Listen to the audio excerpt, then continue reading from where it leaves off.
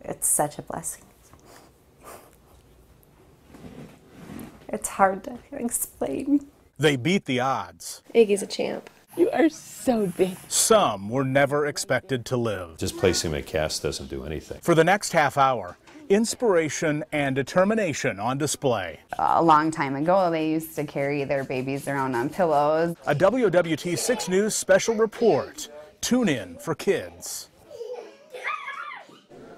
Good evening, everyone. I'm Brian Mastre, coming to you live from Children's Hospital and Medical Center. Now, we're blessed here in Omaha to have a number of top-notch medical institutions. Today, we're focusing on the one dedicated to kids. We partnered with the Cat Radio today for their Radiothon, raising money for some of the programs that work. And this is one that will start things off on broken hearts. We grow up hearing the lesson that we're supposed to trust our hearts.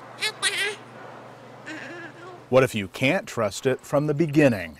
As with Iggy, who will turn 1 in November. Iggy's close to the 10 bad. If 10 is bad and 1 is good, Iggy was down there. I think Iggy was small and Iggy was sick and Iggy had complications. Ingrid Borer, nicknamed Iggy, had an undeveloped heart and needed a new one. Her twin brother Huck's heart beats just fine. We wouldn't know anything different, so we've just been going with the punches and not just having twins, but having a transplant baby. How have you guys been doing?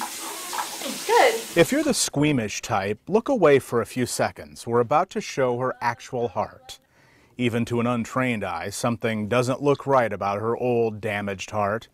The difference really shows when you see her new one, a donor heart that was a match for Iggy. We're just happy they made the decision to donate.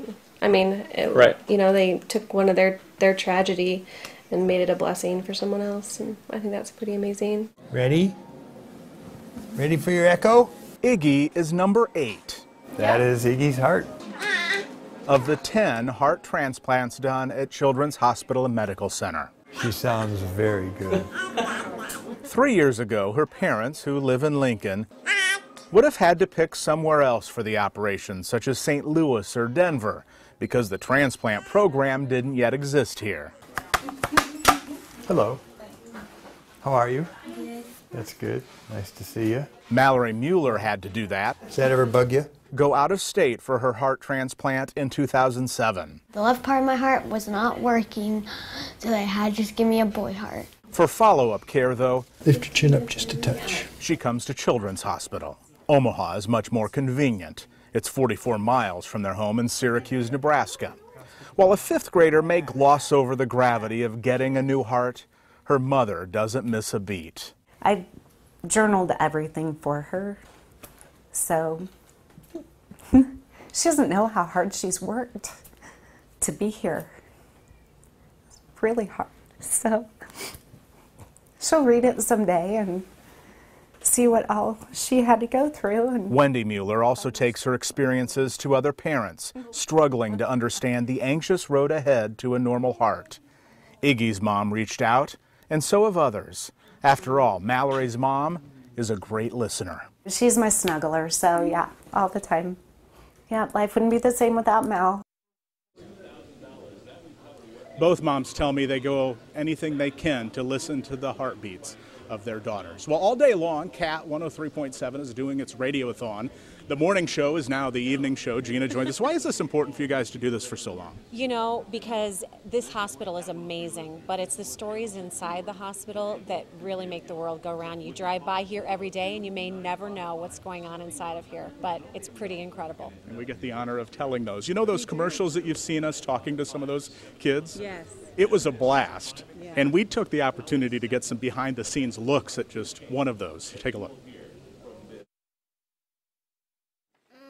When you've had open heart and back surgery, it leaves little room for small talk. I don't even know what you're talking about. First thing, we had to be careful with the electronics of a wireless microphone, not to interfere with 5-year-old Caden Ives' pacemaker. So you have a pacemaker here. And so it has to be So if I 6 clip it up here- inches from his pacemaker. I thought we hit it off right away. Can you smile? Can you say macaroni and spaghetti? But the Council Bluffs kid may have had other ideas. I don't even know my lines yet.